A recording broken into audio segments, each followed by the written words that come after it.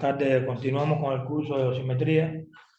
Estamos en la parte de la unidad 4, ya viendo el tema de los dosímetros personales. Hoy vamos a hablar un poco de las pruebas que hay que hacer a los dosímetros para garantizar las buenas mediciones. Entonces, el objetivo de hoy sería conocer las diferentes pruebas que se debe realizar a los dosímetros para su aceptación y para comprobar el funcionamiento propiamente dicho, ¿no? En las condiciones prácticas de un laboratorio. El contenido, veremos algunos conceptos básicos de calibración, ya que las pruebas forman parte de todo el proceso de calibración que lleva el sistema. Y veremos los 4 tipos de pruebas básicas que se pueden realizar: pruebas de tipo, pruebas de funcionamiento, pruebas de rutina y pruebas garantizadas el control o la garantía de calidad del sistema dosímetrico. Recordar lo que vimos en la clase anterior, pues está muy relacionado con lo que vamos a ver hoy, que fue las especificaciones funcionales para los dosímetros personales, y desde luego que estas pruebas que veremos están muy relacionadas con verificar el cumplimiento y los parámetros que van a garantizar el cumplimiento de estas especificaciones.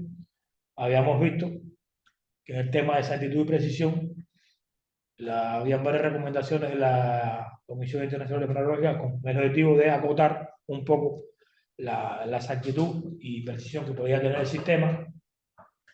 Se fijaban diferentes niveles de incertidumbre en función de la dosis de que estuviéramos hablando, con valores hasta el 100% cuando se trata de valores cercanos al nivel de registro, por todas las cuestiones que vimos de la influencia que tienen las variaciones de fondo y demás en estos niveles de dosis tan bajos.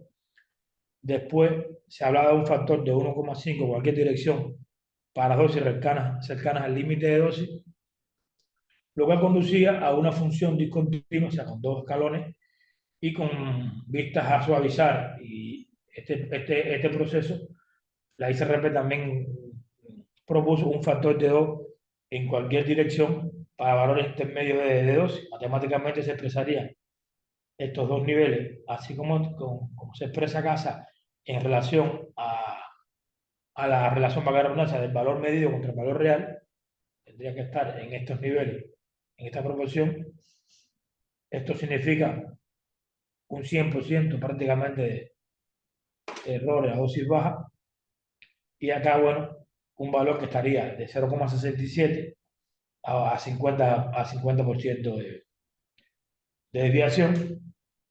Este valor que se introduce permite el proceso de suavización y se llega a esta función donde se puede expresar el límite inferior de esta manera matemáticamente, y va a depender del valor mínimo que queramos medir y de la dosis que está y el rango de dosis que se esté midiendo. Y el valor máximo, el límite superior para la relación dosis medida, dosis real, estaría dada por esta función. Si se sustituyen los valores de H0, se va a ver que se obtienen esos límites máximos y mínimos que hablamos anteriormente. Esta función para el límite inferior y límite superior, si se grafica en función de la dosis, el rango de dosis en que estemos, y se asume un valor de mínimo de dosis en función de la magnitud. Recuerden que asociamos el nivel mínimo de detección, el valor 0, a cada una de las magnitudes, y relacionado con el periodo de control y el límite de dosis aplicable.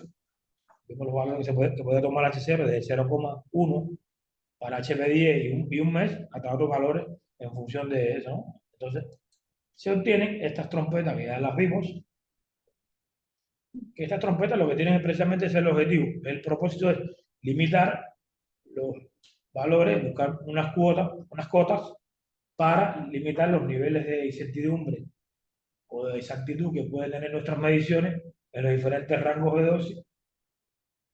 Vemos que va un valor superior de 2 y va variando en función del nivel de dosis. Para dosis ya más cercanas al límite, estos valores, digamos, son más pequeños, pero igualmente desde el punto de vista matemático, son incertidumbres considerables. Estamos hablando de un 50% y un menos 36% para la incertidumbre, que son valores que parecen grandes, pero teniendo en cuenta las complejidades que implica la medición de radiación, ya desde el punto de vista de la interacción la forma del dosímetro, la dependencia con la energía, la dependencia con el ángulo, y luego sumarle las condiciones de uso del dosímetro, que no son fáciles de determinar, condiciones reales del dosímetro. Entonces, se han establecido valores que son bastante conservadores, pero permiten, digamos, acotar esa incertidumbre para que los laboratorios puedan hacer una evaluación realista de su incertidumbre y demostrar que por lo menos los valores de dosis que se están reportando a los usuarios están en esos rangos de incertidumbre. Ese es el objetivo de este proceso.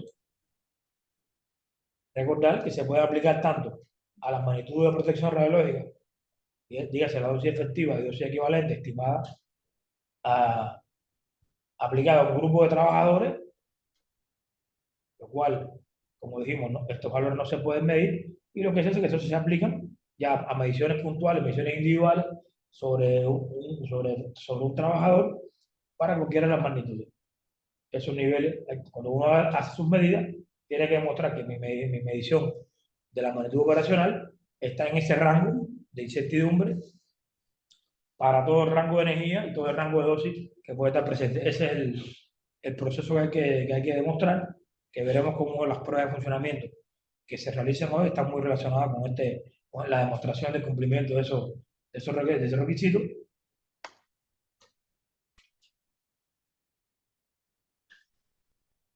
En ese sentido, comentarle el tema de incertidumbre, que como su palabra lo dice, está asociado a algunos atributos que se le eh, asocian a la incertidumbre. Primero, que es una medida de la calidad y confiabilidad de resultados. Ninguna medición es exacta. Esto lo podemos ver en cualquier precepto de medidas. Ninguna medida, nunca se mide exactamente el valor del mensurando por todos los factores que influyen, de características propias del dispositivo que usamos para medir, como de las propias condiciones que se hace la medición.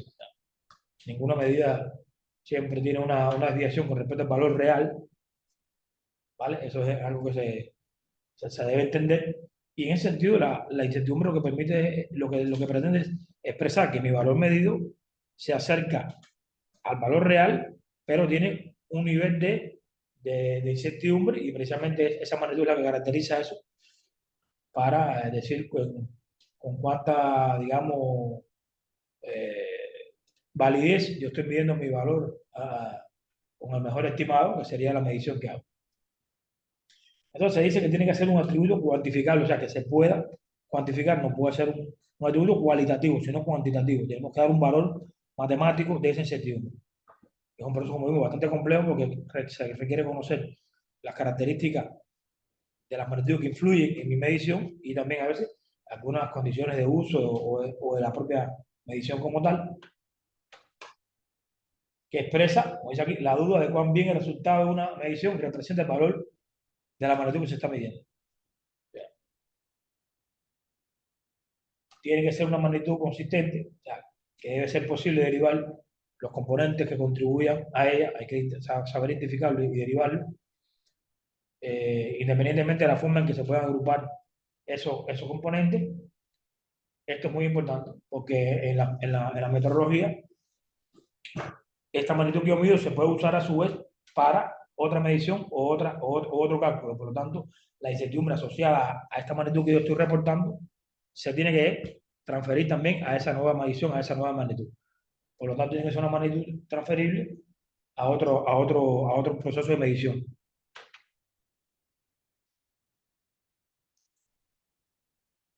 Y por eso, el método que se va a usar para evaluar la incertidumbre tiene que ser un método universal, que esté basado en principios, digamos, comunes al sistema de mediciones en el que vamos a trabajar, para que se pueda aplicar a todas las mediciones.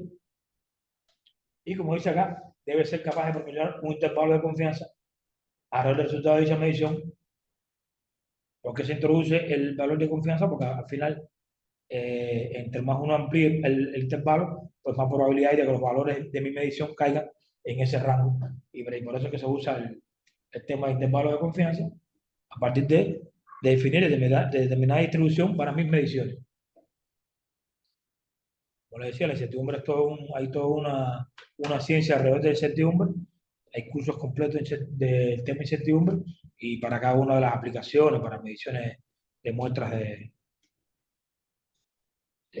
bajo fondo, para dosimetría, para calibración, para otros campos de la ciencia, como puede ser fuera de la física y demás. Todo esto es una ciencia que hay, pero se ha tratado de establecer estándares con respecto a la forma de expresar, de calcular incertidumbre para que pueda ser, digamos, comparable una magnitud internacionalmente. En general, la guía, la definición que da de incertidumbre, parámetro asociado al resultado de una medición que caracteriza la dispersión de los valores que puede ser razonablemente distribuida a la magnitud que está siendo medida. Es eso, más o menos. O sea, ¿en qué intervalo mi valor, entre qué intervalo se mueve mi valor de medición con respecto al valor real? Los conceptos que hay que manejar cuando se trabaja el tema de incertidumbre. Vimos también, muy importante, la metodología que se seleccionó. Hay otras metodologías, pero bueno, esta es una de las más utilizadas internacionalmente, que es el Buró Internacional de Pesas y Medidas, que estableció una guía para la expresión de incertidumbre y tiene la metodología se basa en dos etapas. Una etapa de formulación, que es donde se define la magnitud de salida, o sea, qué magnitud va a medir con la misma magnitud física o magnitud simétrica. En este caso nosotros estamos hablando de la magnitud operacional, o sea, equivalente en la profundidad en la que sea. Después que tenga definido, tengo que definir determinar cuáles son las magnitudes que me influyen a mí en esa magnitud. Tengo que establecer un modelo a partir que relaciona estas magnitudes de entrada con mi magnitud de salida. Llama la atención que no siempre las magnitudes de entrada, de todas las magnitudes de entrada para la incertidumbre están presentes en la fórmula matemática, porque hay una que entra como factores de corrección, y entonces habría que incorporar la incertidumbre asociada a ese factor de corrección. No sé si se entiende eso. O sea, puede ser que yo calcule, no sé, puedo escribir acá, no sé lo que acá, pero bueno, puede ser que yo calcule la dosis y no sé cómo escribir una lectura, un factor de calibración, digamos un ejemplo, y un factor de calibración individual, y acá atrás haya factores de corrección.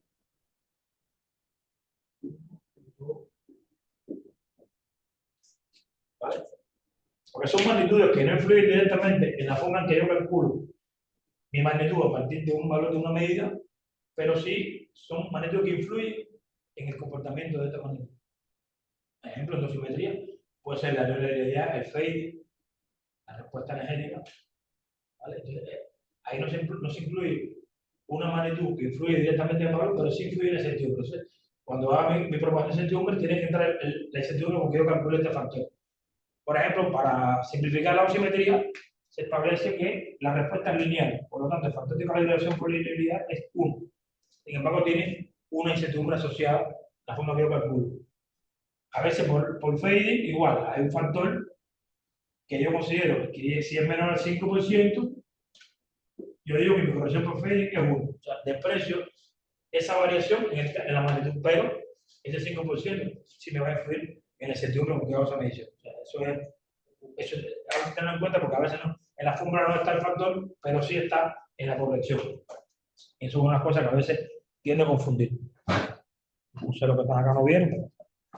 Bueno, y el paso clave es identificar cada magnitud está de entrada, qué tipo de evaluación vamos a utilizar, si es tipo A o tipo B.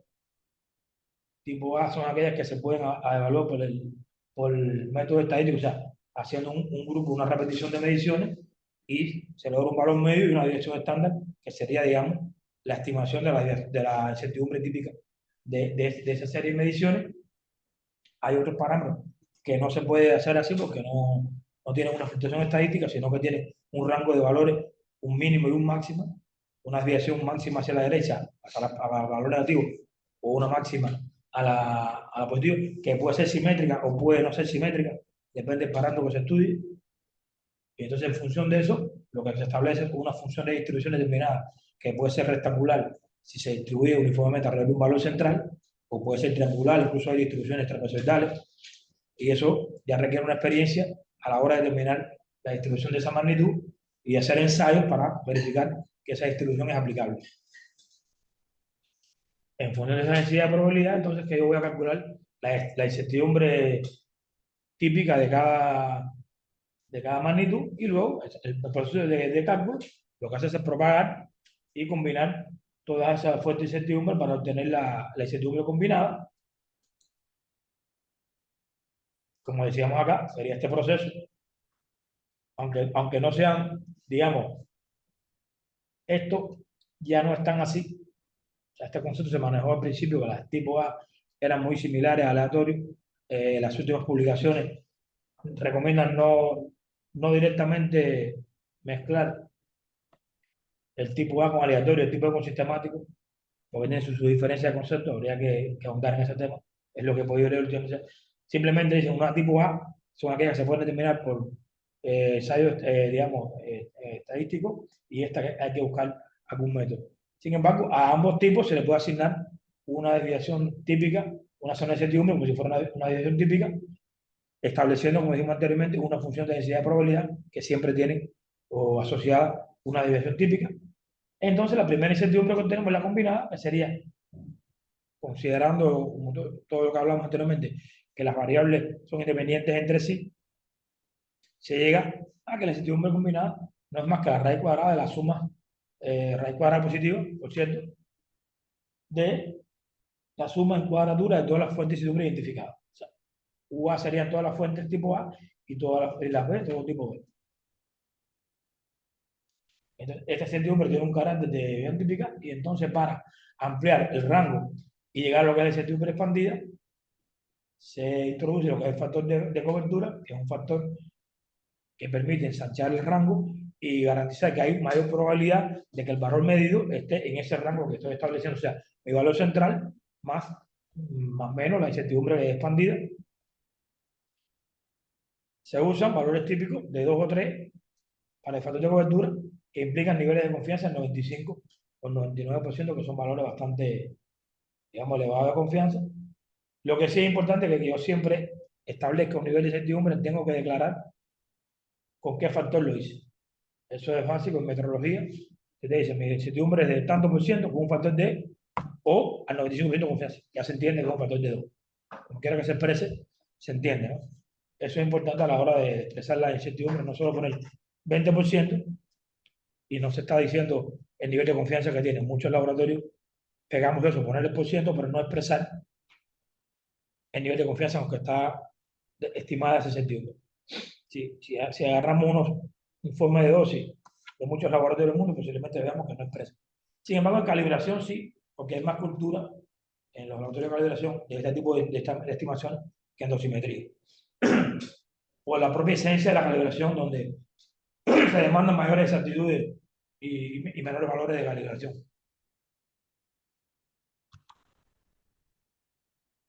Disculpe, esto es un ejemplo que quería para que vieran, ¿no? Una distribución normal donde se supone que mis mediciones tienen un valor central, que es el más probable de obtener, pero también se puede distribuir alrededor de este valor, una determinada, y se obtiene lo que es la distribución normal. Aquí están expresados, por ejemplo, los factores de cobertura asociados a diferentes niveles de confianza para esa distribución,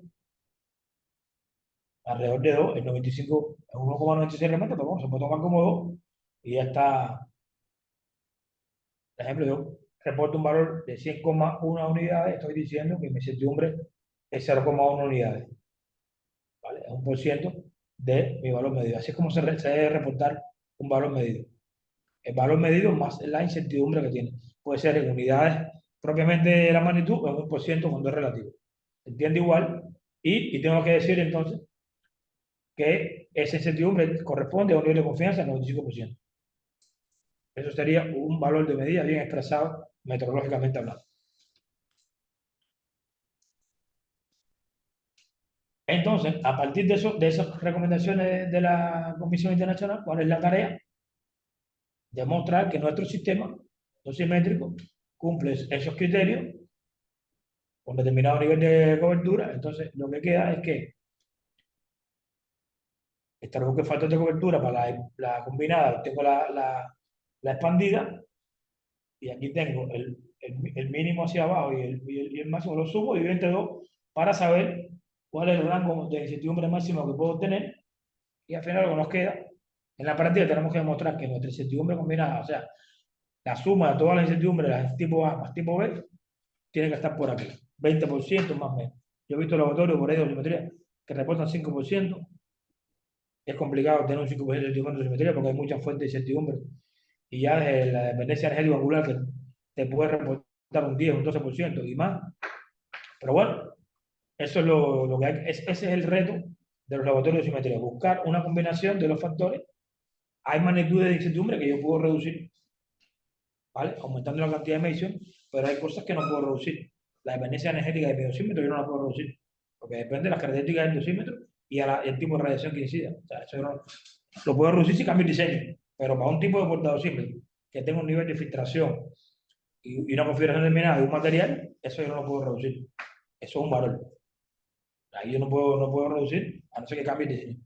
Sin embargo, las fluctuaciones del valor cero la puedo reducir si homogenizo el lote de dosímetro que utilizo.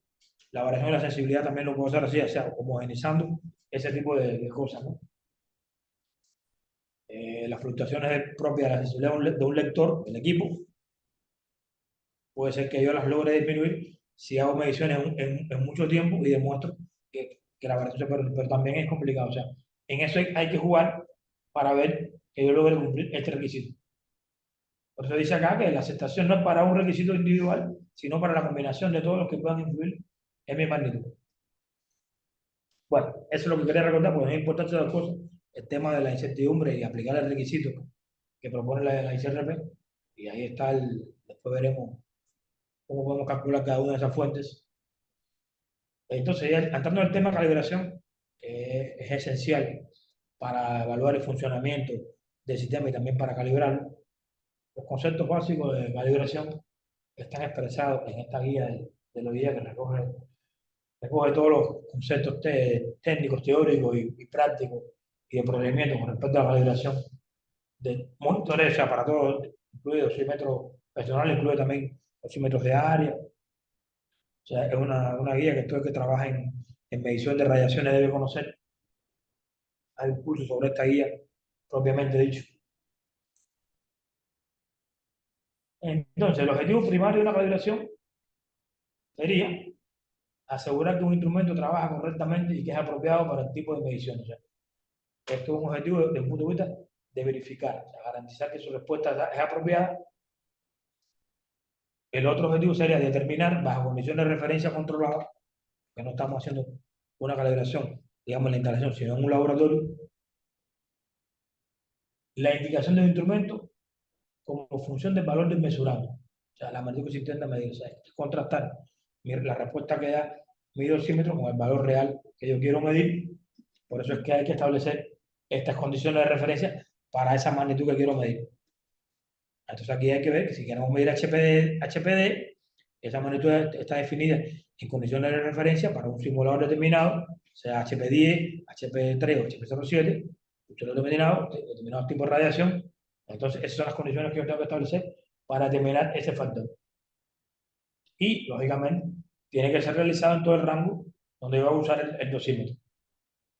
Y otro objetivo de una calibración puede ser ajustar esa calibración, o sea, un instrumento que, digamos, no esté respondiendo apropiadamente en un rango según lo que hicimos en la calibración inicial, se puede hacer un proceso de calibración para ajustar esta respuesta si es posible, ¿no? Entonces, esos serían los tres objetivos de la calibración. El básico es este, que es para determinar la función de respuesta con relación al valor mesurando teórico. Y es el que luego me permite también hacer mediciones de prácticas. Un término muy importante en calibración es el tema de los patrones. En especial en el tema de metrología y radiaciones, se utilizan diferentes niveles de patrones. El patrón primario, que es un patrón establecido a nivel internacional. Esos patrones hay que calibrarlo con condiciones muy rigurosas de medición y están, digamos, son patrones que están prácticamente en posesión de Puro Internacional o organizaciones muy reconocidas en el tema de la metrología. A partir de ahí, ya después la cadena tiene un patrón secundario, que es un patrón cuyo valor, o sea, se fija con respecto a este patrón primario, utilizando instrumentos que sean trazables a este patrón. O sea, para yo poder decir, evaluar la respuesta a mi patrón, tengo que tener un instrumento que esté contrastado, que esté calibrado en este patrón. Luego, el terciario, que sería contrastado con el secundario, ¿vale? O sea, siempre es así.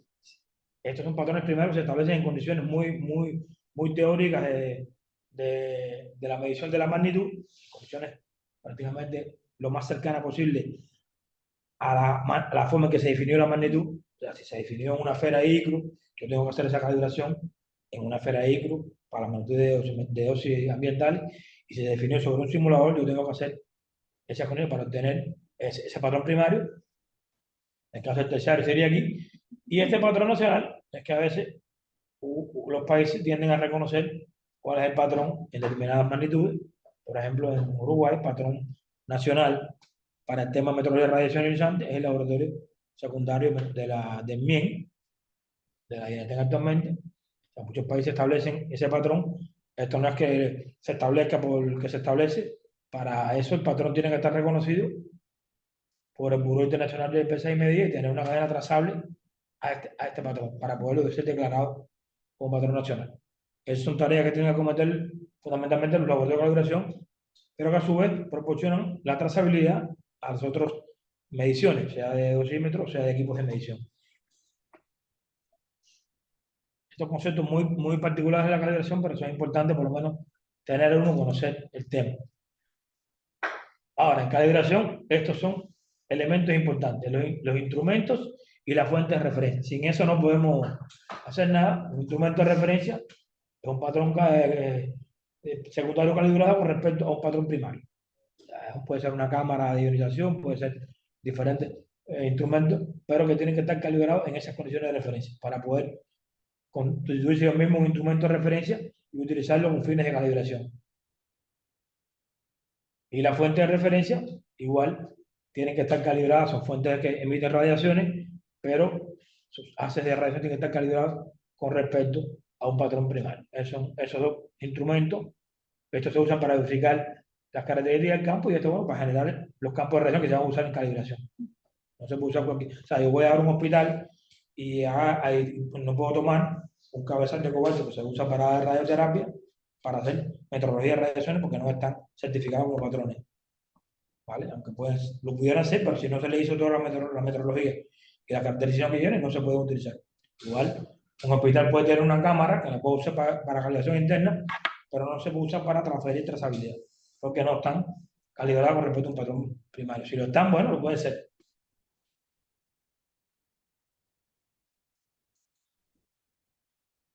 Esto es un término que se usa mucho, valor verdadero convencional, que no es más que el valor real de la magnitud que queremos medir. Coeficientes de conversión son importantes, como vieron, hay muchos coeficientes de conversión de las magnitudes primarias, físicas, fluencia, campo, actividad de la fuente y demás, que permiten convertir esas magnitudes primarias en una magnitud dosimétrica. Un ejemplo, el factor de conversión de la quema en aire a la dosis equivalente. Esos factores de conversión están determinados, están calculados a partir de simulaciones y demás, y recreando las condiciones que están definidas las magnitudes primarias, están publicados por la ISO, y esos son los factores que hay que utilizar para cuando uno va a calibrar, porque realmente los laboratorios basan su irradiación en las magnitudes físicas primarias y a partir de ahí convierten, utilizando las condiciones de referencia, a las magnitudes simétricas de interés.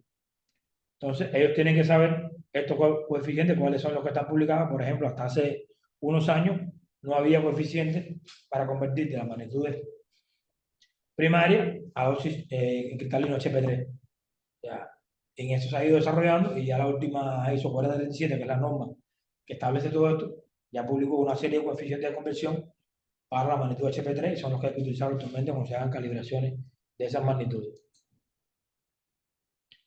Entonces, en calibraciones hay dos, digamos, procesos de calibración. Uno que se llama calibración como tal, que es la determinación cuantitativa bajo condiciones de referencia. Siempre que esta palabra está de la indicación del instrumento en función del valor que se pretende medir. O sea, es correlacional lo que da mi instrumento con el valor real que yo quiero medir y a partir de ahí yo puedo entonces después transferir ese factor y hacer mediciones, digamos, de campo. Ese es el concepto probablemente de calibración y las pruebas que también se entienden como calibración porque, digamos, son calibraciones, pero para estudiar propiedades o características de un instrumento en determinados rangos de campos o de condiciones de exposición. Estas son las pruebas. Nosotros vamos a hablar fundamentalmente de este aspecto de las pruebas. La calibración la veremos en una clase posterior. Algo que me quedó de la diapo anterior. ¿Ah? En este cristalino que decías, ¿esos factores de calibración son monocromáticos y después según el haz que vos tengas, No. tu espectro lo ajustás para tener tu factor de calibración para tu espectro o ya son medidos bajo Ya condiciones? son medidos. Están simulados para diferentes energías, todo el espectro y todos los ángulos. Lo veremos. Aquí los tengo en la presentación. Más adelante lo podemos ver. Están publicados. Los vamos a ver. Y puestos como en el... Sí, El anillito no, sí, sí. el cilindrito. Lo que pasa es que los factores se determinan por simulaciones matemáticas. No como dice la... Digo, pero ya simulando el cilindro. Sí, Ok. sí, sí. Ya se hacen, pues antes se habían hecho algunos factores, pero como no había un simulador de cabeza, Claro, eso se había calculado y se decía que los factores de HP10 se podían usar, pero no había hecho, entonces se generó ese simulador de cabeza, que es el cubo de material tejido equivalente, de ahí se hicieron los cálculos y se lograron una serie de factores para la magnitud de 12 equivalente en cristalino HP3. Creo que me fui. Faltaba ver este término que hemos hablado mucho, trazabilidad. Dice que cualquier magnitud o cualquier tema que sea con calibración o medición tiene que ser trazable un patrón nacional. Y esto dice que la trazabilidad se refiere a la capacidad de referir mi calibración a un patrón nacional o internacional. La trazabilidad significa que las mediciones son trazables al Sistema Internacional de Unidades. ¿Cómo se interpreta esto? Si la magnitud está definida de una manera, se supone que mi medición tiene que ser lo más cercana posible a esa definición de la magnitud. En la práctica esto no es real, lo que se hace entonces es una calibración, esas condiciones de referencia, que simulan esas condiciones de referencia de la magnitud y por lo tanto a eso se refiere la trazabilidad, que mi calibración tiene que ser en esas condiciones en que está, digamos, simulada la definición de la magnitud. Por eso es que, y los instrumentos que yo voy a utilizar para esa calibración tienen que ser instrumentos que estén, digamos, calibrados con respecto a ese patrón. Si no tengo esto, yo no garantizo trazabilidad. Quiere decir que la fuente de radiación, los instrumentos, aunque yo verifique el campo de radiación que voy a utilizar, los factores tienen que estar calibrados contra un patrón nacional. Por ejemplo, si el laboratorio de aquí de Uruguay no estuviera calibrado a BIPM o al laboratorio de PTB en Alemania o a un patrón, yo no podría decir que la dosimetría es trazable. Porque no hago una calibración en un patrón que sea trazable. Trazable es que yo hago una medición en mi laboratorio y los resultados sean consistentes con la medición que se hizo con el patrón. Eso sí se entiende. O sea, hay que tener un patrón para generar la fuente de radiación y un instrumento que mida con ese patrón para poder decir que mi medición es contrastable dentro de un rango a ese patrón. Eso fue una de las limitantes que tuvo en un principio la acreditación de los sistemas de dosimetría, porque los laboratorios de calibración no eran trazables. No tenían un certificado de trazabilidad. Y la primera tarea, por tanto, fue lograr que los laboratorios de calibración, digo esto en radiaciones, si hablamos de otras magnitudes que se midan, o sea, humedad, temperatura, los laboratorios que sean los encargados de calibrar los instrumentos de temperatura, humedad, presión, tienen que ser trazables a los patrones internacionales de esa magnitud. Eso es una tarea que tienen que hacer los patrones nacionales en esas magnitudes. Creo que acá el LATU tiene algunos patrones, no entiendo, creo que en presión y algo así. Bueno, esto es un concepto importante. Después, cuando veamos el tema calidad, vamos a ver cómo se demuestra esto, ¿no? Porque es un poco teórico, pero después en la práctica, cómo tú demuestras tu trazabilidad. Con una cadena ininterrumpida de patrones, que tú lleves del patrón secundario hasta tu dosímetro. ¿Cómo tú garantizas eso? Bueno, ya entrando en el tema de las pruebas, se puede identificar básicamente dos tipos de pruebas que hay que someter a nuestro sistema, eh, que son aplicables también para algunos instrumentos de protección analógica, que sería una prueba de aceptación, que son aquellas pruebas que se llevan a cabo antes de introducir un tipo particular de instrumento en la práctica. Ya. Para demostrar que mi instrumento, mi dosímetro es apropiado, tengo que someterlo a esta prueba de aceptación, que no la invento, la hizo, publica cuáles son las pruebas para los instrumentos y en qué condiciones hay que hacer esas pruebas, para demostrar que ese instrumento, ese dosímetro, es apropiado para el fin que se le quiere dar. Eso es una prueba de aceptación. Y tiene cada prueba una especificación de lo que tiene que cumplir. Y en el caso de las pruebas de funcionamiento, como su nombre lo dice, son pruebas que se hacen regulares para verificar que estas condiciones de aceptación se mantienen en el tiempo. Porque yo puedo mostrar que mi sistema hoy sí cumple todo, pero tengo que demostrar que en el tiempo eso no cambia. Porque no cambia con una propiedad o no cambia con un parámetro de mi sistema que pueda hacer que ya esas condiciones iniciales que yo evalué no existen. Entonces, esos son los dos tipos de pruebas que se hacen. Cada una tiene sus normas, sus requisitos. Vamos a ver ahora adelante. Estas primeras pruebas de aceptación se le dice pruebas tipo. Vamos a ver el caso de dosimetría. Bueno, estas pruebas tipo lo que hacen es evaluar las características de funcionamiento del sistema como un todo para un conjunto de condiciones y radiación de almacenamiento. Conjunto que tiene que abarcar todas las posibles situaciones que se den en la práctica y tanto en energía como en radiación. O sea, si yo voy a evaluar un dosímetro que va a medir radiación beta, tengo que hacer esta prueba y demostrar que en el rango de radiaciones beta que existe en la práctica, mi dosímetro cumple todo lo que voy a demostrar después. Si es para neutrones, igual. O sea, para el tipo de radiación que voy a medir, tengo que hacerlo. Igual para los rangos de dosis. Si voy a medir dosis de accidente, son dosis altas, tengo que hacer estas pruebas para esos rangos de dosis tan accidentes. Si son dosis de simetría personal o ocupacional, un rango. Si son dosis de medio ambiente, o sea, simetría de área, los rangos de energía o dosis pueden cambiarse. Yo tengo que demostrar que ese dosímetro que yo estoy proponiendo cumple una serie de características de funcionamiento en esas condiciones asociadas al fin que va a tener ese instrumento o ese dosímetro. Ahora, estas pruebas también tienen la particularidad que permiten cuantificar la fuente de incertidumbre relevante que va a estar asociada, porque como van a evaluar parámetros del funcionamiento del sistema, lo que vimos anteriormente, pues de hecho ya estoy evaluando la magnitud de influencia en el resultado de esa medición, qué valores tienen y puedo cuantificar ya la fuente de incertidumbre.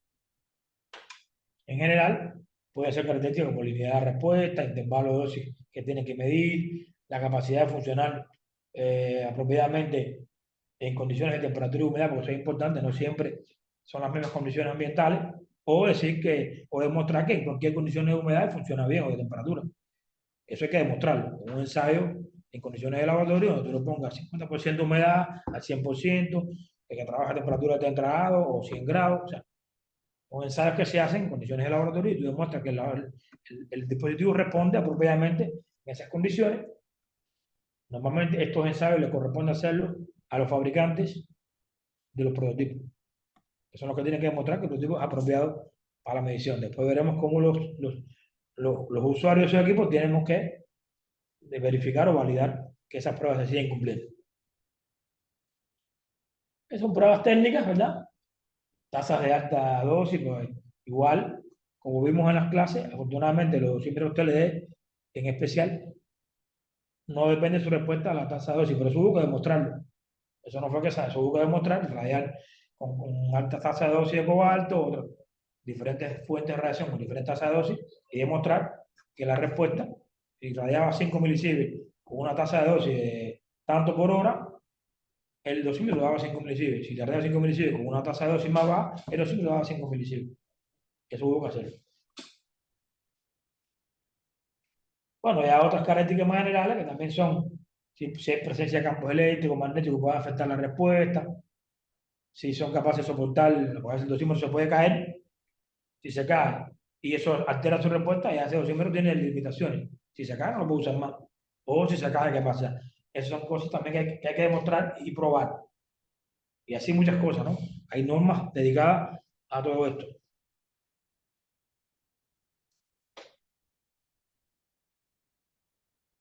Esto es importante, aunque se habla mucho del dosímetro, el dosímetro está muy asociado, sobre todo en dosimetría termoluminiscente y estos dosímetros pasivos, no es solamente el dosímetro, es el equipo donde se mide. También puede influir en el desempeño del sistema, por lo tanto hay que evaluar el sistema como un todo.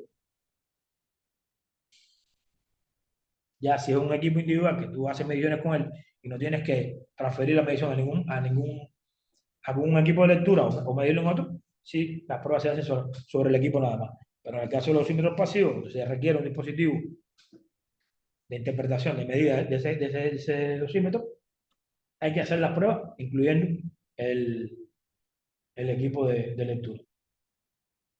Esto es importante, cuando se haga la prueba tipo, hay que describir todo lo que se hizo, qué propiedad se estimó, cuáles fueron las condiciones que se utilizaron, para uno después poder decir, no, mire, yo hice un ensayo de temperatura de 30 a 80 grados. Sabes que si está por menos, si lo voy a usar en un país muy frío, que las temperaturas bajen debajo de 30, o un local por más de 80, entonces ahí hay que evaluar si mi sistema funciona. O sea, hay que declarar detalladamente en qué rango se hizo esa prueba. Hay que tener criterios, lógicamente, para evaluar esos resultados. Y esos criterios, lógicamente, tienen que tener un sentido práctico de los rangos de energía, los rangos de temperatura, demás, como hemos ido hablando, para cada uno de esos parámetros. Esto acá es muy importante. Mientras el tipo de dosímetro y el equipo de lectura no cambien, estas pruebas mantienen su validez, asociado también a las condiciones de uso. A lo mejor validamos un dosímetro para un rango de temperatura y después lo queremos usar en el polo sur, donde las temperaturas son muy bajas y habrá que ver si eso no influye en la sensibilidad o del lector o la estabilidad, eso hay que analizar. Pero bueno, si no cambian muy brusca y se salen de los rangos que hicimos aquí, en esto, estas propiedades se mantienen.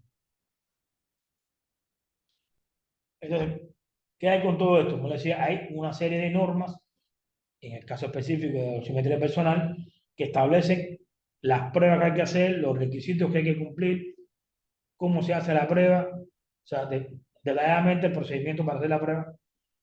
Esta norma es fundamental porque abarca los tres tipos de dosimetría. Luego se emitió también una específica para la dosis en piel, dosis superficial, que establece los requisitos. Los ensayos no son exactamente los mismos, tienen algún nombre cambiado.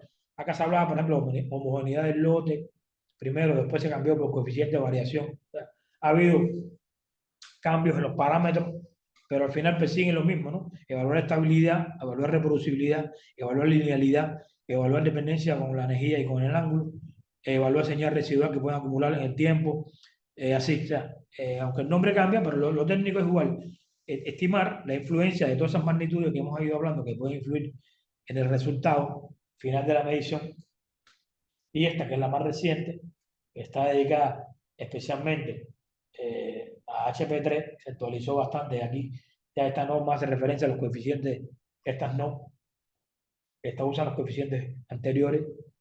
Esta sí ya tiene recomendado el uso de los coeficientes de HP3 para hacer las conversiones de la magnitud primaria a la magnitud simétrica. Y ya le digo, esto describe, no sé si por acá creo que traje algunos, esto describe todas las pruebas que hay que hacer, el requisito de cada prueba, detalladamente. ¿Cómo se hace? Que estas pruebas, como hemos dicho, se hacen en los laboratorios o en los proveedores de servicios, pero luego en los proveedores de sistemas dosimétricos, pero luego nosotros como servicio de dosimetría hay una parte de tu ensayo que tenemos que hacer como parte del proceso de validación de que hablamos, ¿no? De evaluar a intervalos regulares que esas propiedades se mantienen. Entonces, los campos de radiación, para hacer estas pruebas, como vimos en el tema de la trazabilidad meteorológica de los campos, tienen que cumplir determinadas pruebas. Hay una norma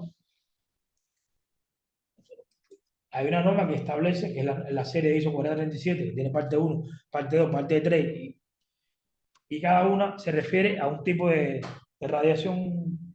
Una define cómo se generan los campos, otra las características de los campos, otra cómo se calibran los campos. En general, es una serie de normas que tienen que ser más de dominio de los laboratorios de evaluación que los servicios de dosimetría, pero bueno, es importante conocerlas, donde establecen todas las características de los campos que se deben usar para la calibración de la respuesta de los dosímetros en función de la energía y el ángulo, que es una de las cosas más importantes. Entonces aquí se especifican las características del campo, la energía que hay que usar, los rangos, todo. Está ahí. Era lo que me preguntaba ahorita Carolina, por ejemplo. Los coeficientes de conversión están publicados también en esa norma. Acá ven los coeficientes, un rango de energía. Estas normas tienen cantidad de tablas por ángulo, por tipo de radionúcleo. Si, entonces aquí están publicadas, por ejemplo, la tabla que hemos puesto acá, las calidades de radiación que corresponden a una energía, ¿vale? Y los coeficientes de conversión para HP 007 son valores que se toman como referencia. Hay tablas que son una matriz que tienen la energía, tienen el ángulo, y uno tiene que seleccionar con qué ángulo radió su dosímetro, con qué energía, y ese es el factor que va a tomar. O sea, no son variaciones no son variaciones muy grandes. Ya para energía, para radiación beta sí, esto es otra cosa, y neutrones es otra cosa, por lo que hemos estudiado en clase, de la fuerte dependencia que tiene ese tipo de radiación, la interacción con la... Pero para radiación gamma no son tan grandes. Aquí les traía, por ejemplo, donde se ve lo que les explicaba, para HP3, los recomendados en 2019, donde se publicó ya la versión final de esta norma, que estaba en revisión de año anterior, y ven acá, ¿ves? La energía, acá ponen los ángulos y los factores que se pueden obtener. Los valores son pequeños hasta valores ya cercanos a 1. En función de la energía que yo vaya a utilizar para calibrar mi dosímetro y el ángulo con que haga esa calibración, yo tengo que tomar un factor para convertir la magnitud primaria del campo a la magnitud dosimétrica. Esto es importante conocerlo, digo, sobre todo en los laboratorios, o uno si va a hacer una estimación teórica de una dosis a partir de un campo, de las características de un campo, uno tiene que ir aquí a esta norma igual. O sea, si yo quiero estimar la dosis en cristalino y tengo los parámetros de la fuente, yo puedo hacer mi cálculo, tengo que utilizar estos factores. ¿Sí? Suponiendo las condiciones de radiación. Entonces vos en tu laboratorio, ¿no? ¿Eh? Vos en tu laboratorio, con el mío. Por un lado tenés tu cámara de ionización trazable a un patrón primario. El laboratorio secundario, yo no. Bueno, vos en todo caso calibraste contra ellos. Pero en definitiva, finalmente tenés tu trazabilidad de alguna manera con el factor de corrección. Correcto. Vos tenés tu cámara de ionización, tu haz de calibración, no sé si es como antes, de cuál manera. Y por otro lado tenés, bueno, para esto el HP3, tu cilindrito y tu detector. Haces la lectura, después de que irradias, quizás por sustitución, o sea, primero la cámara, después el cristalino, lo medís, y ahí te basas en esta tabla para usar un factor de corrección, o sea, porque tu lector va a dar algo. No sé qué. No. No. No es así. Bueno. Ya el secundario me da la magnitud dosimétrica. El secundario me dice, te irradié 10 milisieverts en HP3. El secundario me lo da. El secundario es el que aplica el factor. Yo puedo hacerlo, pero el secundario irradia en Kerman aire. Dice, bueno, entonces vos no medís, o sea, vos en tu laboratorio no medís Kerman aire entonces directamente. Nunca. No. No. Ya he mido calibro en esta magnitud. Pero para eso, el secundario irradia. Yo le digo, quiero un valor de dosis HP3 de 5 milisieverts. Él tiene que buscar a la distancia, el tiempo y rayar una quema en aire de tanto, aplica el factor y obtiene 5 milisieverts de HP3. Primero pone su instrumento de referencia, comprueba que hay 5 milisieverts ahí, saca el instrumento, pone el Phantom y pone el dosímetro. Entonces, y raya ese dosímetro a ese valor de eso. Pero eso no lo hace vos. No, eso lo hace calibración. Ese es el tema que... Okay. Sí, por eso yo tengo atrás un laboratorio que sea capaz de hacer eso. Y que ese instrumento esté calibrado para que él pueda decir, no, este instrumento mío, aunque yo use para verificar que hay 5 milisieverts de HP3, está calibrado contra un patrón secundario primario. Entonces lo que vos mandás es una pastilla de un dosímetro. De referencia. Un dosímetro de calibración. Exacto. Sí. Todo ese proceso de determinar la magnitud lo hace ese Pero secundario. después vos sí, cada uno de tus dosímetros de lote los contrastás con el dosímetro que mandaste. Sí, lo que hace es que establece el proceso que te damos de calibración, establece el valor de calibración. El valor que correspondería, según la respuesta de tu dosímetro, a una dosis determinada. Y con ese factor lo aplicas después a cualquier instrumento incógnita. Claro, pero si vos quisieras verificar que efectivamente vos te compraste un lote de 1000 dosímetros, y vos tenés tu dosímetro, digamos, de calibración. Ese es el único que vos no vas a mandar 1000 al secundario, mandate uno solo. Si vos querés chequear que tu lote de 1000 dosímetros, digamos, también haces otra cosa que no es calibrar. Claro, capaz me estoy confundiendo entonces la expresión, pero así con los 1000, uno por uno los 1000 dosímetros, más capaz algunos de referencia. Tú tienes, pues, o sea, eso es una clase que vamos a ver. Claro, entonces si querés contarme pues. Tú tienes que obtener un factor de calibración para tu sistema. Y eso es siempre, se mantiene. Lo único que tienes que hacer es verificarlo en el tiempo que se mantiene. Pero para cada dosímetro, tú lo que determinas es esto. Porque esto no influye aquí. ¿Qué influye aquí? La dosis con que tú irradias en el secundario, ¿vale? Y la respuesta de ese grupo de calibración. Si tú demuestras que estos dosímetros responden igual que esto, porque es una misma población, ya está demostrado que este factor se puede aplicar a estos dosímetros.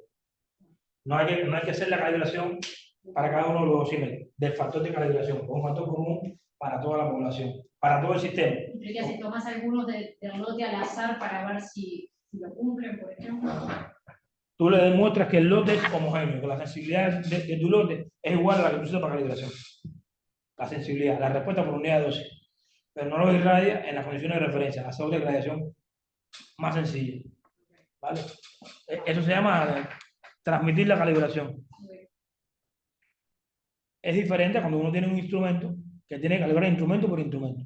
Porque no puede decir que este instrumento, pudiera decirlo, que yo tengo, Carolina puede tener un radiómetro, yo tengo otro.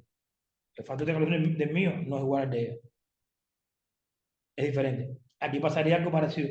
Lo que yo asumo que todo el lote tiene el mismo factor. Y ahí estoy introduciendo una incertidumbre. Que está relacionada entonces con la individual. ¿Cuánto se diferencia el factor individual de este dosímetro con lo que yo usé en la calibración? Eso es otro factor de la incertidumbre.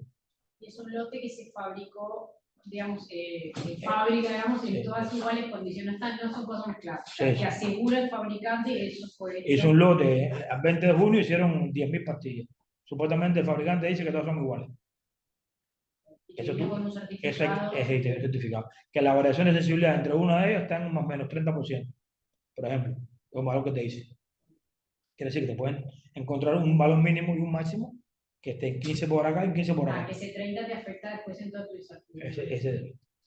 Eso sí lo puedes acotar porque tú dices, bueno, la que esté por aquí yo la voy sacando. Ahí sí tienes que hacer un estudio individual y vas sacando las que no quieras. Y ahí tú reduces la apertura de la curva. Todo lo que tú quieras. A fin de dosimetría, como no es tan crítico, tú puedes dejar una curva ancha. Si fuera a hacer, por ejemplo, radioterapia con dosímetros TLD, no te puedes dejar el lujo que sea muy amplio, porque entonces, si lo sabes, sí, porque lo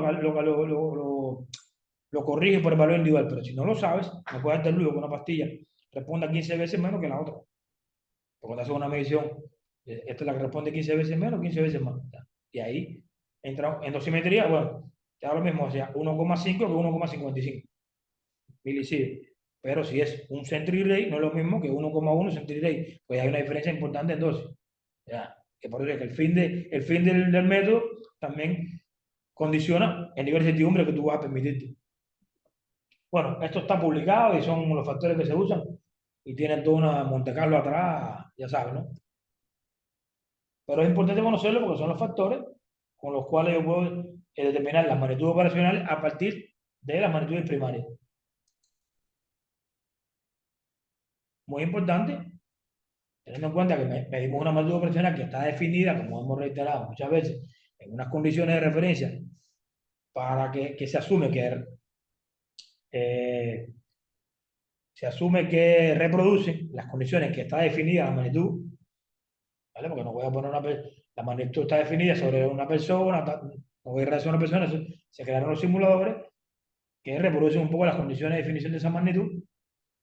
Entonces, cuando voy a calibrar cada una de las magnitudes, acá están los simuladores. No sé si muchos lo conocen. Este es el de usa para tórax, este es el que se usa para muñeca y pierna, este es el de un dedo y este es el de cabeza que es más nuevo.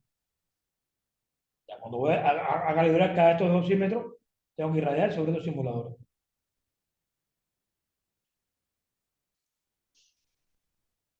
Entonces, todas esas pruebas tipo hemos hablado, como digo, las normas especifican los requerimientos.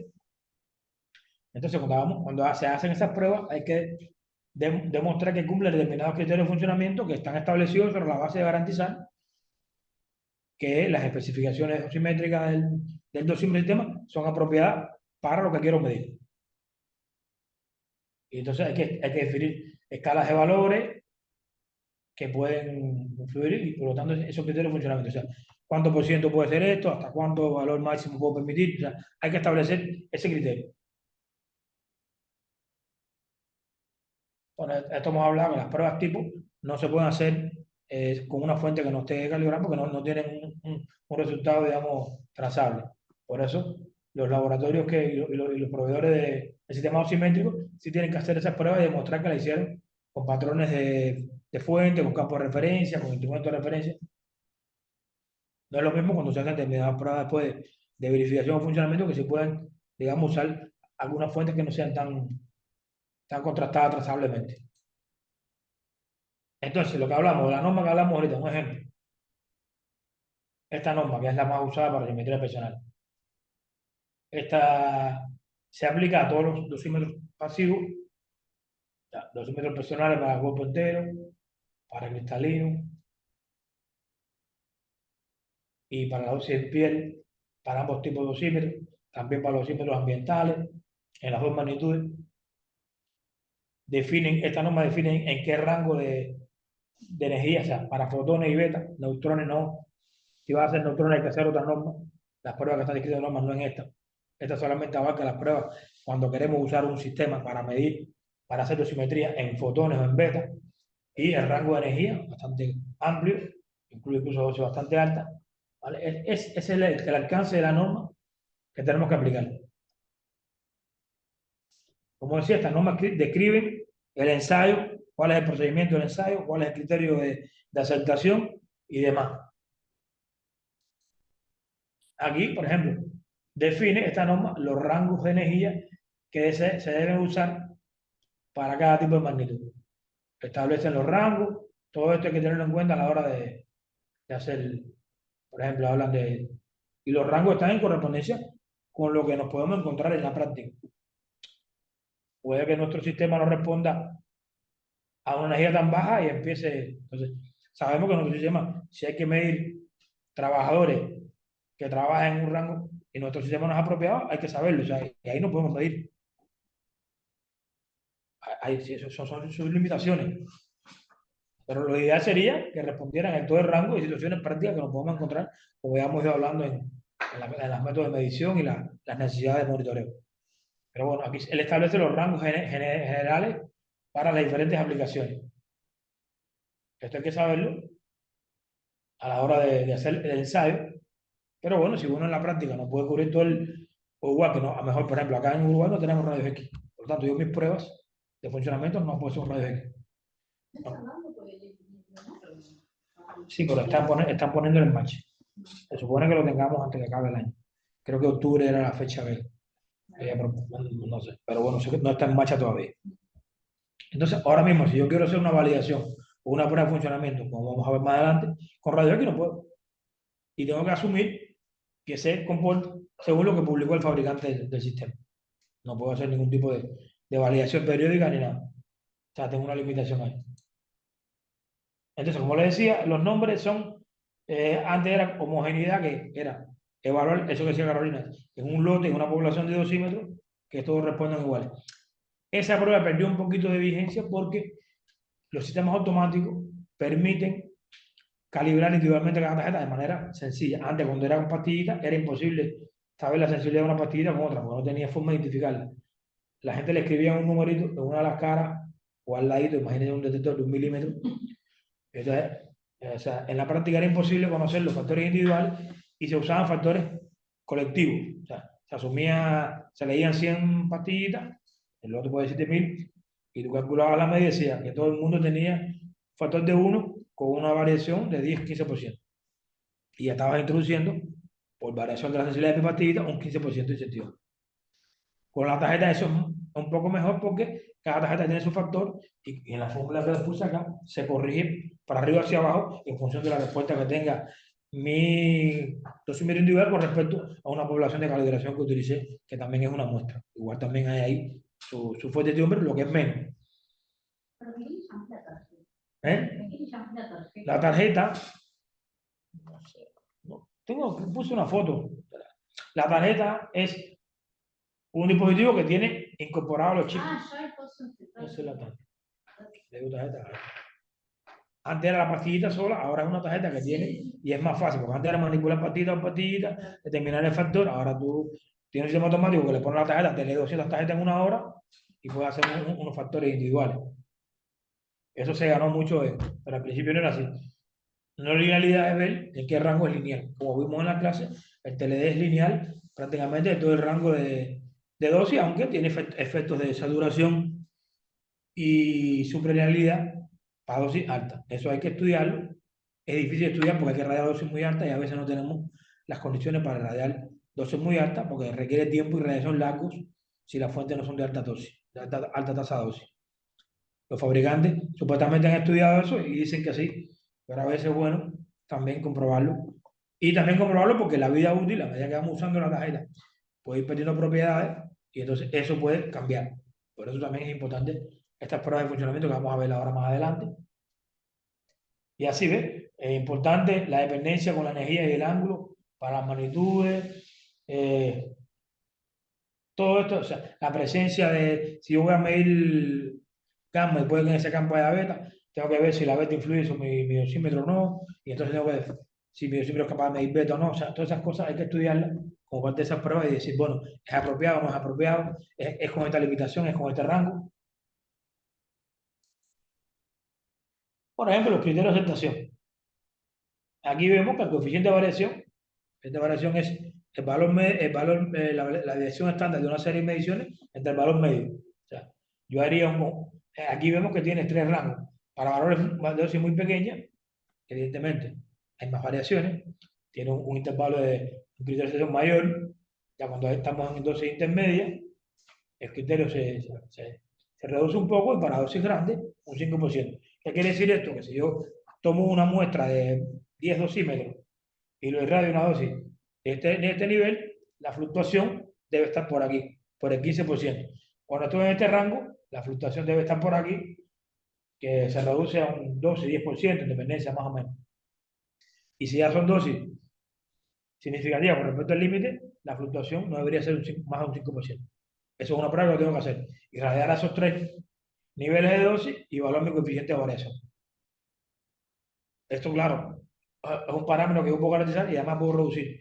Porque capaz que si aumento la cantidad de oxímetros que uso para la prueba, puedo reducir la variación. Siempre que el lote ya esté caracterizado con determinada variación de sensibilidad entre ellos. Esto de la linealidad igual. Te establecen un rango de los niveles de registro hasta dosis más o menos 3 CIBE y te dan un rango de más o menos 10% hacia la parte negativa y positiva. Eso más o menos es lo que establece. Esto que tiene aquí, esta función escalonada, ¿no? 15 baja a una función que va variando y así. Ya. Hacemos la prueba y evaluamos que se cumple este requisito. Si eso pasa, podemos decir que el sistema se desempeña apropiadamente, se cumple este requisito. Y así, ¿no? Para cada uno hay que hacer el ensayo y aplicarle criterios de aceptación. Estas pruebas tipo, como digo, las tiene que hacer primero que todo el fabricante del sistema. Luego el laboratorio tiene que hacer en la prueba de funcionamiento algunas de estas pruebas para verificar que el uso, insisto en eso porque a veces los laboratorios no quieren hacer las pruebas porque no, si eso está demostrado. Sí, pero ¿cambia o no cambia?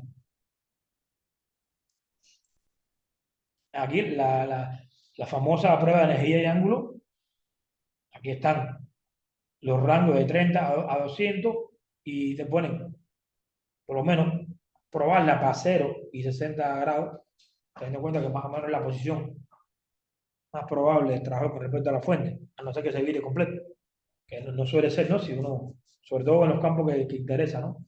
De que la persona está puesta directamente en el campo. Entonces son los criterios que establecen los valores que tiene que tener por cada rango. Todo esto hay que evaluarlo, o sea, hay que hacer un ensayo para este rango, un ensayo para este rango, otro para, y aplicar estos criterios.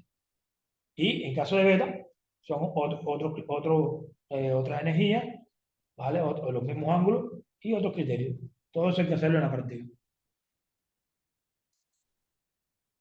Bueno, en general, resumiendo, las pruebas tipo trata sobre eso, ¿no? De validar que mi sistema responda, sea apropiado para la aplicación, teniendo en cuenta todas las características que se pueden presentar en la realidad y todas las magnitudes que puedan influir en la respuesta del dosímetro. Por lo tanto, como decía, contribuye a una estimación primaria de la fuente de incertidumbre que vamos a tener en cuenta. Entonces aparecen lo que son las pruebas de funcionamiento, que habíamos visto que tienen. Una pregunta, ¿puedo? Sí, adelante, ¿cómo no?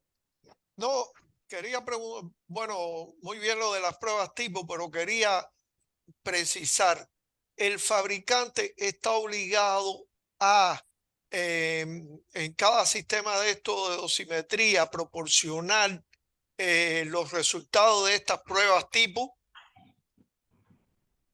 ¿Es una pregunta? Sí, es una pregunta. Está obligado para que se apruebe el sistema dosimétrico. Si no, no se lo aprueba. No se lo aprueba, tú dices, La autoridad reguladora la autoridad reguladora del país, ¿no? del país o la ISO.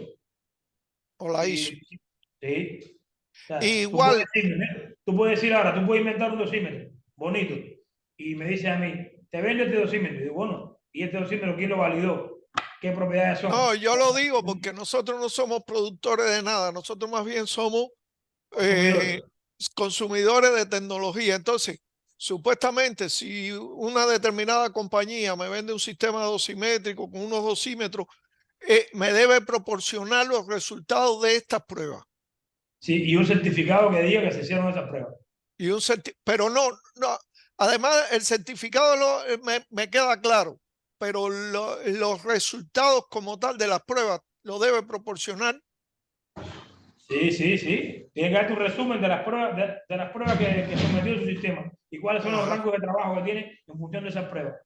Y la otra pregunta es, tú dices muy bien que no debemos confiar 100% en eso que nos envían, sino replicar, digamos, algunas pruebas tipo. ¿Existe algún criterio de cuáles son las más importantes que se deben replicar? ¿Se deben replicar todas? Sí, sí, hay criterios, hay criterios. Hay criterios de replicar las más importantes, que son las que más influencia tienen en la dosis que tú vas a medir. ¿Y eso está en algún documento o algo así? ¿Quién lo recomienda? No, no está en ningún documento. Realmente el documento que hay es la misma guía para los fabricantes y para los proveedores de servicios. Veremos que para los proveedores de servicios hay una muy específica, muy sencilla, que es la 14146, que la vamos a ver en la conferencia, que te permite evaluar el desempeño en un rango específico de situaciones y con eso tú puedes, digamos, asegurar que se mantienen las condiciones del fabricante. Eso sería Pero cuando ya sea esas serían las pruebas de funcionamiento. correcto, correcto. Las Ok. pruebas tipo, es complicado repetirlas todas porque a veces tú no tienes las condiciones para hacer un campo No, magnético. me queda claro que todas no, pero que Pero estaba lo que es preguntando sensible, por si había algún documento que recomendara. A, B y C son las que no pueden faltar. no, que yo reconozca, no, muchas autoridades han emitido como parte de su reglamento para reconocimiento, mira, necesito esta y esta, sobre la base de Correcto, conocimiento de expertos y teniendo en cuenta las magnitudes más importantes, pero no hay ninguna que sea, que diga, los servicios de dosimetría tienen que variar esta, sí o sí, está bien. Ya, ¿vale? correcto. Bueno, gracias. Bueno, ya entraríamos en prueba de funcionamiento, que es esto que estábamos hablando con el club, de evaluar pruebas de intervalos regulares para demostrar que se mantiene lo que dijimos, lo que dijo el fabricante, lo que dijimos, ¿no? Entonces, estas pruebas, lo recomendable, lo correcto, es que se realicen por un ente externo al proveedor de servicio propiamente dicho. Aunque internamente no la puede hacer, pero a veces es difícil porque no hay, en los países no se cuenta con entidades destinadas cuyo fin sea hacer estas pruebas. Y tiene que hacerla el propio laboratorio. O sea, acá podría ser LATU, por ejemplo. Pudiera ser LATO, o pudiera ser un ente de acreditación, o el UNI, o el OUA, el OUA, órgano uruguayo de acreditación. Pudiera ser LATO, pero eso es lo que no sé. O puede ser un organismo que se dedique a eso, ¿no? Que tendría que estar conocido, técnicamente competente para hacer esto. No puede ser que yo mañana cree una empresa y voy a hacer esto, ¿no? ¿Y quién tú eres? ¿Qué procedimiento tú tienes? ¿Qué trazabilidad tú puedes garantizar? O sea, se puede hacer. Por eso dice que a veces la aprobación del sistema, aunque ya venga con esta prueba de fabricante, por lo que debería incluir un examen de esos resultados, de las pruebas tipo y de funcionamiento inicial. O sea, hay que demostrarle al regulador que este sistema mío está validado por pruebas tipo fabricante, pero que yo hice pruebas de funcionamiento inicial, que son estas pruebas que tenemos que hacer ahora.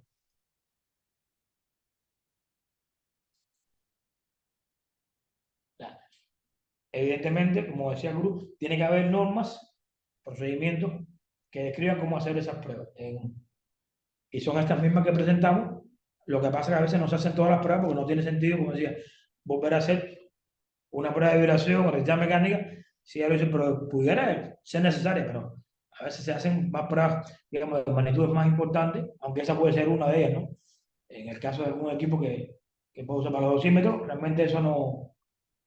Entonces, su objetivo es comprobar que se mantienen esas especificaciones esenciales de funcionamiento, se mantienen de forma rutinaria.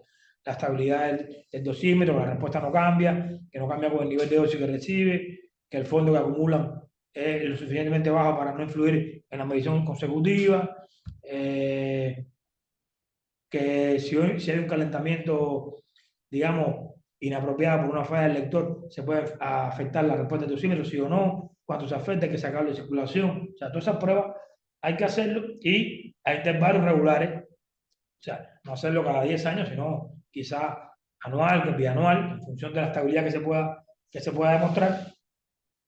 Y como ya estas pruebas, pues contribuyen muchas veces a que las autoridades reguladoras concedan la autorización inicial o operativa de los servicios.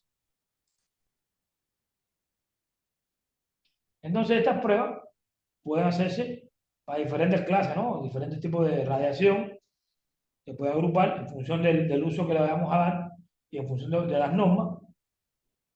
Por eso, cada prueba tiene que definir, uno, en qué escala de energía lo vamos a hacer y en qué ángulo. Esto es lo mismo que las normas, o sea, no se puede hacer algunas otras, o sea, a veces se puede hacer pruebas que no estén, digamos, dentro de la norma, usar otros ángulos y no está mal, está bien, para evaluar incluso más allá de las normas si hay alguna desviación con respecto a los ángulos que se pueden dar en la práctica, pero realmente cumpliendo con la norma, ya podemos decir que nuestra prueba de funcionamiento está, porque su objetivo esencial, como dices, demostrar que las pruebas tipo se mantienen. Por lo tanto, debe ser tratando de replicar las condiciones de las pruebas tipo.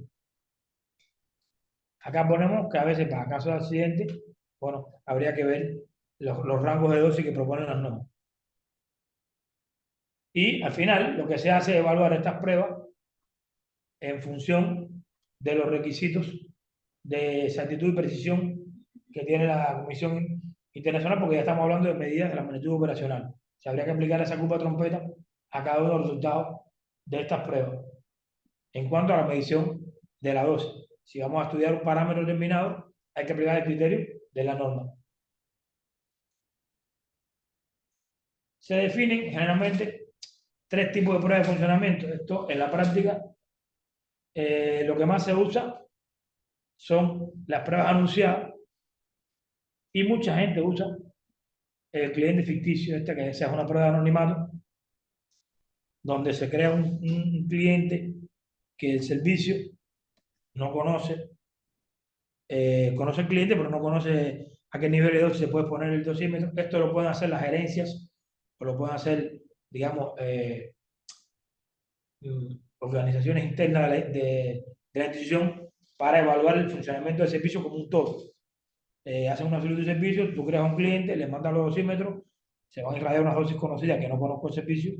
Cuando yo evalúe e informo, la gerencia puede decir si estamos evaluando bien las dosis o mal. O sea, eso lo usan muchos servicios que tienen altos niveles, estándares de calidad, y luego con esos resultados tú puedes mostrar ante cualquier auditoría, cualquier proceso, que tú haces evaluaciones de dosis desconocidas y las haces bien. ¿Por qué? Porque aquí tú no puedes preseleccionar los dosímetros ni preseleccionar el procedimiento que vas a hacer de evaluación. O sea, usa el procedimiento corriente.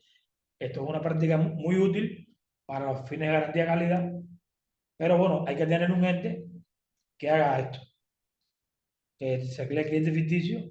Ahora digo, esto lo hacen sobre todo en Europa. En América Latina no sé si lo hagan mucho los... Pero no entendí, ¿y con quién lo comparás?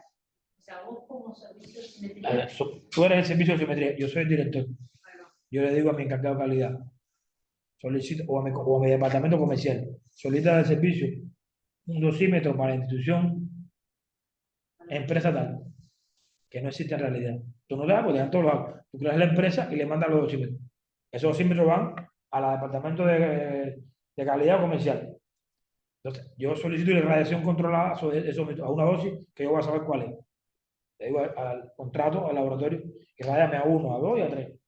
Se la devuelve al servicio, el servicio no sabe. En el caso de los clientes, nadie sabe la dosis previa, pero aquí sí la sabemos. O sea, si no da 1, 2 y 3, oye, aquí evaluaste mal. En el de los clientes, no se sabe porque no se sabe la dosis que recibió.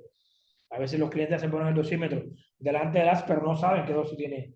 O sea, ellos lo hacen para ver si da o no da.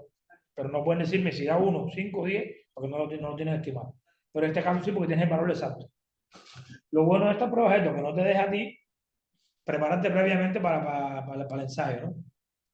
Esto se puede hacer, digamos, con maldad entre comillas, o se puede hacer voluntariamente porque el servicio tiene una cultura de calidad suficiente que quiere hacer esto.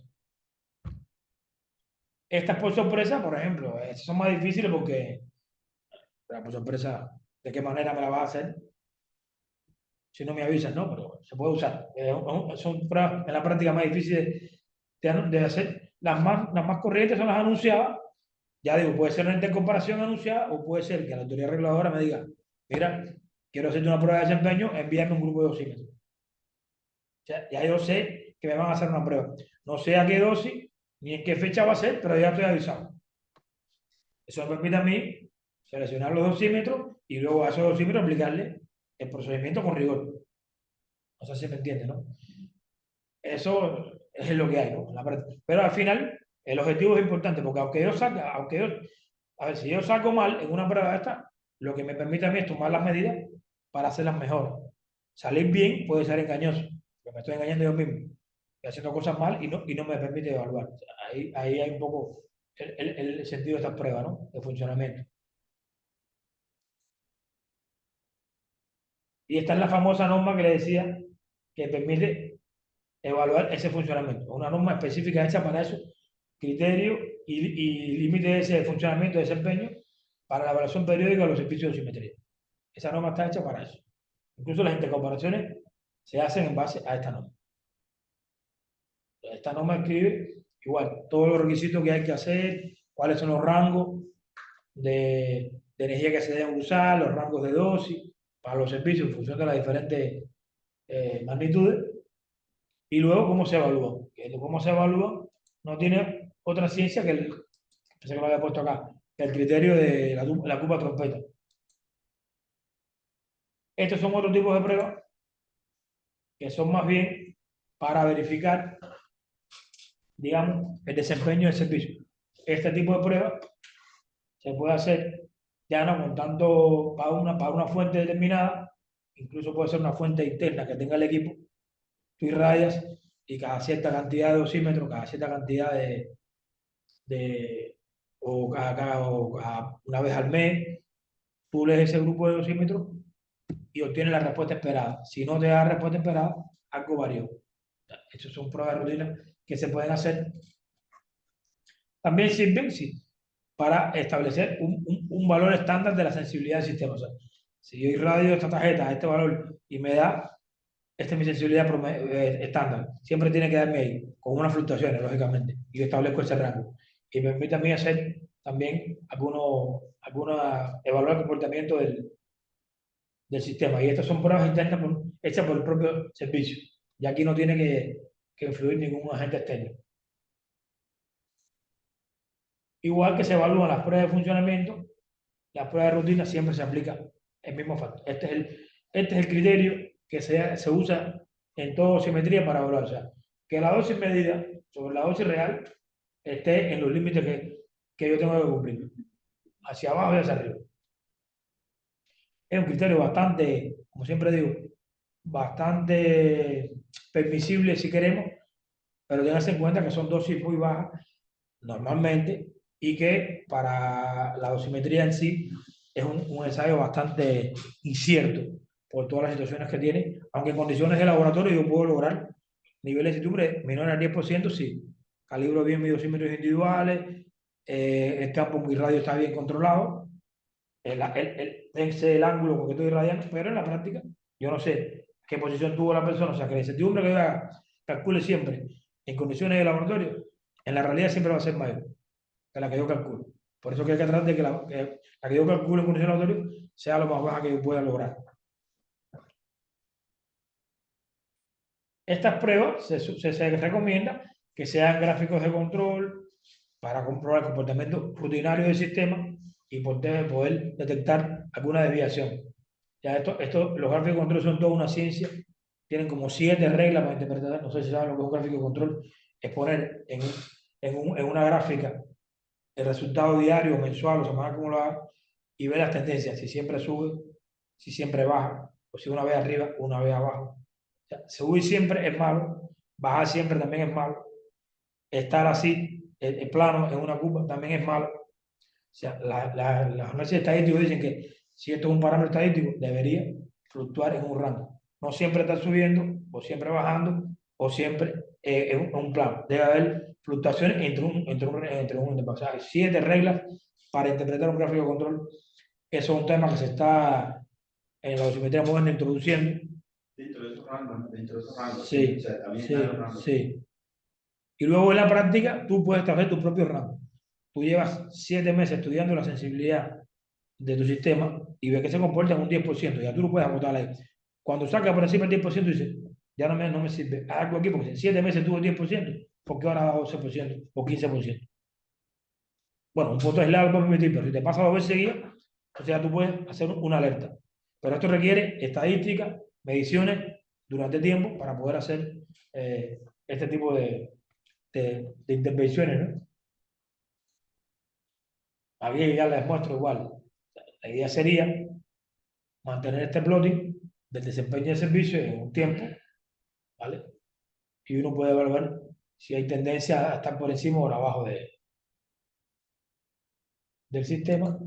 Y por último nos quedarían las pruebas de control de calidad, que son pruebas muy específicas, que están encaminadas a controlar un aspecto específico del sistema como tal. Y se deben hacer cada día de lectura. La del sistema de colección de luz del sistema,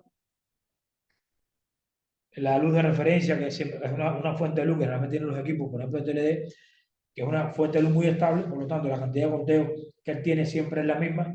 Muchos equipos usan este valor para autocalibrarse y ajustar la electrónica para que siempre tenga la misma sensibilidad, pero se hacen mediciones. Uno debería comprobar que eso se hace. O sea, ya los sistemas modernos traen, antes de medir, tú puedes hacer estas mediciones y luego puedes programar cada cuánto cantidad de mediciones quieres que te repita estos parámetros y que te emite una alerta si se sale alguno de control. Entonces tú paras las mediciones, chequea, verifica si hay suciedad, si hay mal funcionamiento de un componente que te alteró uno de esos parámetros y entonces tú corriges y vuelves a medir.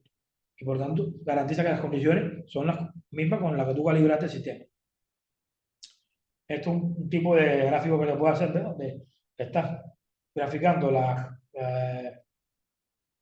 los conteos de fuga de bajo control en un parámetro en tiempo y ves que tú estableces un rango.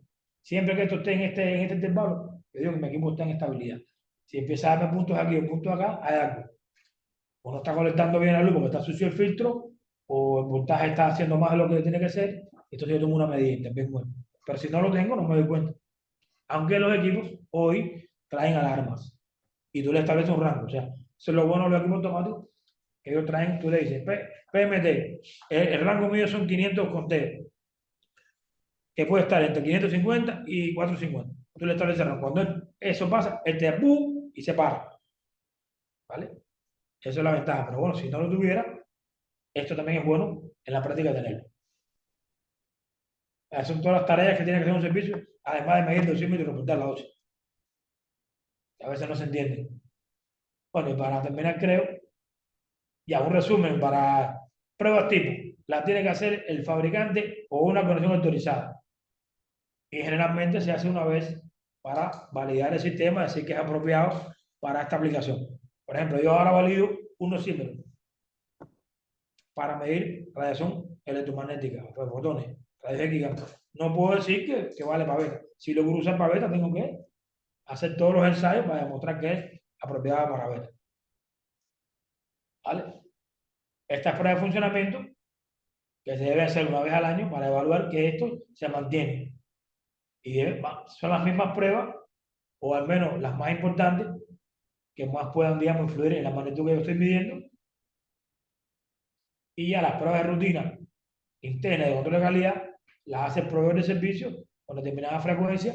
Estas pueden ser mensuales, estas diarias, para evaluar los componentes específicos del sistema y ver los controles de calidad que el sistema está estable.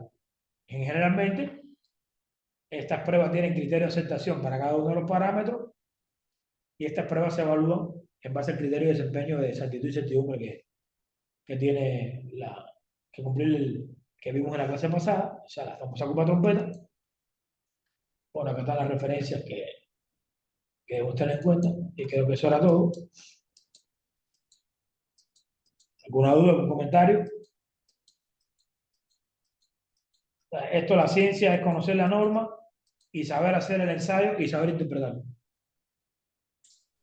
Y el inconveniente práctico más importante que hay es disponer de las condiciones de radiación para poder hacer uno las validaciones. Cuando vamos al tema de calidad, esto en el tema de calidad se trata dentro del punto de validación del método. Aunque el método esté validado internacionalmente, el sistema de gestión de calidad implica validar, y ahí es donde se define lo que preguntaba Guru, cuáles pruebas voy a hacer para garantizar por lo menos una validación de mi método, ¿no? Y eso es si nos da tiempo, vamos a demostrar algunos de los ensayos. Linealidad, coeficiente de variación, o sea, el procedimiento, cómo se hace y el criterio específico, que lo vimos acá en el laboratorio. Cuáles son las medidas que tengo que hacer, las radiaciones, los cálculos que hay que hacer. ¿Vale? Bueno, Gracias. ya.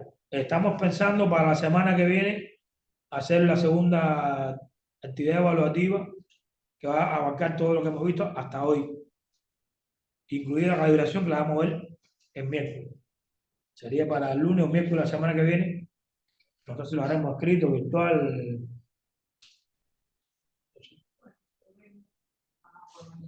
Yo voy a preparar la propuesta de evaluación con 3-4 preguntas, donde abarquemos toda esta parte. Incluiría control de la exposición ocupacional. Lo mejor es acá. Control de la exposición ocupacional, vigilancia individual de la exposición externa y estos temas de dosimetría. Especificaciones de los dosímetros y pruebas tipo. 4 o 5 preguntas. Sí, va a dar tiempo. Estamos anunciando miércoles que viene. Quizás acá. Y lo otro que queríamos consultar, queremos hacer una visita al laboratorio de bien para hacer una clase práctica tipo demostrativa, que vean allí cómo se hacen las mediciones de los dosímetros, cómo se hacen las calibraciones, todo esto que hemos hablado, y proporcionarle una serie de resultados ficticios de mediciones para que ustedes hagan algunas interpretaciones con respecto a todo esto que hemos visto. Estamos pensando cuál es el mejor horario para que ustedes vayan por allá. Luego vamos a ver si hacemos un tipo de encuesta. Sí, capaz que mandamos.